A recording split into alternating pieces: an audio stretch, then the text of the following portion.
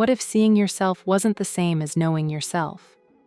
Narcissus was born under a strange prophecy. He would live a long life, but only if he never came to know himself. Think about that for a moment. What kind of fate is that?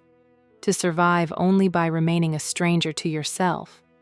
From the beginning, Narcissus was beautiful, not in a way he cultivated. Just beautiful. Wherever he walked, eyes followed. Wherever he stood, desire stirred. But Narcissus didn't return the gaze. He wasn't cruel. He was distant, sealed off, untouched, surrounded by admiration, yet completely alone. Maybe you know what that feels like. To be seen, but not known. To be wanted, but not understood. What happens when everyone wants you, but no one can reach you? Nymphs fell in love with him. Mortals pursued him. Even the gods took notice. But Narcissus remained unmoved. He didn't truly see others. And because of that, he couldn't love them. To be admired without connection is its own kind of prison. People orbit around you, but you can't feel them. They reach for you, and you feel nothing. Among those who suffered most was a mountain nymph named Echo. Some loves fail not because they are weak, but because they have no voice. Echo carried a curse of her own. She couldn't speak first. She could only repeat the last words spoken to her. She followed Narcissus through forests and hills, carrying a love she had no language for, no way to express, no voice of her own. When he finally noticed her, she could only echo his words back, offering the only voice she had. And Narcissus rejected her, not with anger, with indifference, which in some ways is worse. Echo fled into the mountains heartbroken. She wasted away until nothing remained but her voice, repeating in empty places, always answering, never asking. And from that pain, a prayer rose to the gods. May Narcissus one day love as deeply as he is unable to be loved in return. The most dangerous moment in Narcissus's life came when he finally looked down. One afternoon, Narcissus wandered deep into the forest. There he found a pool, perfectly still, untouched by wind or footstep. He bent down to drink, and for the first time, he saw himself.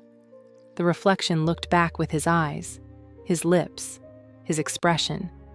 It mirrored every movement exactly. But here is the tragedy. Narcissus didn't recognize it as himself. He thought it was another person, someone impossibly beautiful, someone who understood him completely, someone close, yet unreachable.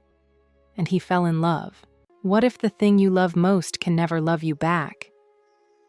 Narcissus spoke to the reflection, smiled at it, reached for it. The water broke. The image vanished. When the surface stilled, it returned.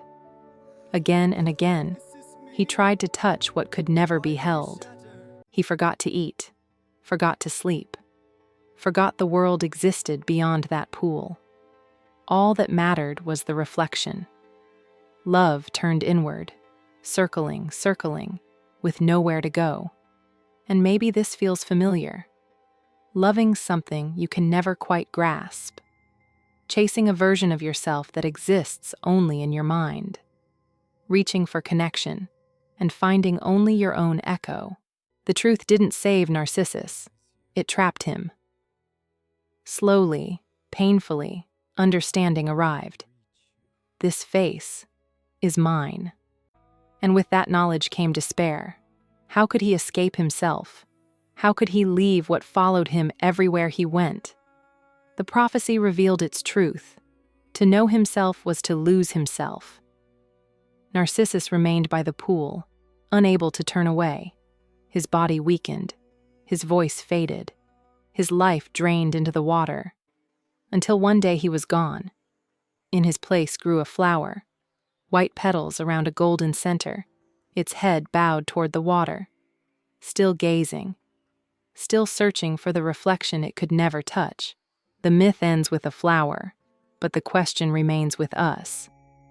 This story is often misunderstood. People think it's about vanity, about loving yourself too much.